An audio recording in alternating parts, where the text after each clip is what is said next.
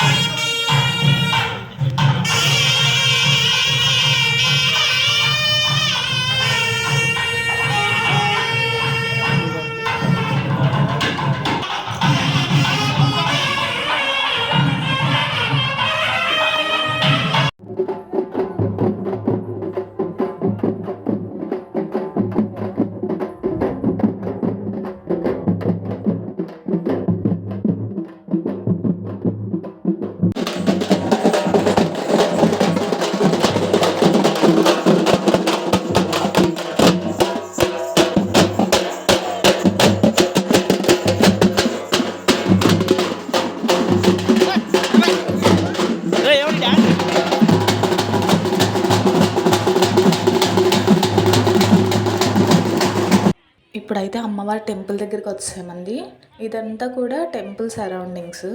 టెంపుల్ని అయితే రీసెంట్గా చాలా బాగా కన్స్ట్రక్ట్ చేశారు. అండ్ జాతర స్టార్ట్ అవుతుంది కదా, సో ఇక్కడంతా కూడా షాపింగ్స్ అవన్నీ కూడా పెడతారనమాట.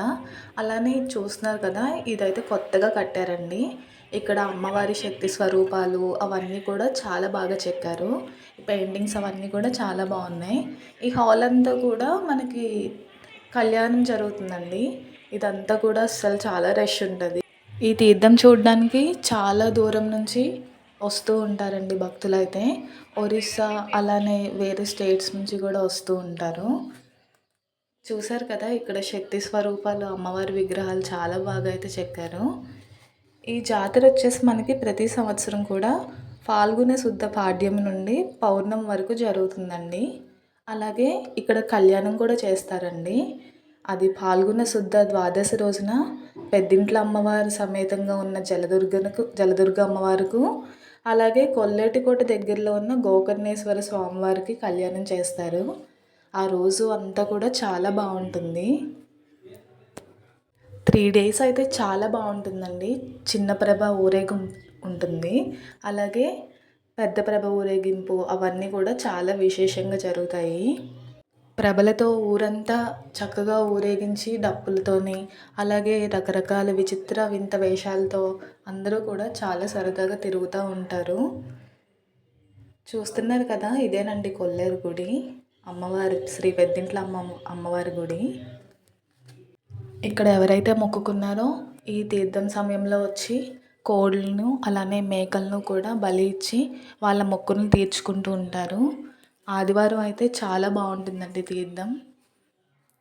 చాలా దూరం నుంచి అందరూ వచ్చి అమ్మవారిని దర్శనం చేసుకుని జాతర నది చూసి వెళ్తూ ఉంటారు. ఈ సైడ్ని చూస్తే చిన్న చిన్న రూమ్స్ అవి కూడా ఉంటాయండి. ఇక్కడ ఎవరన్నా వేటలు వేసుకోవాలన్నా అవన్నీ కూడా ఇక్కడ చాలా బాగా చేస్తూ ఉంటారు. ఇక్కడ అమ్మవారు అయితే చూడ్డానికి చాలా బాగుంటుంది.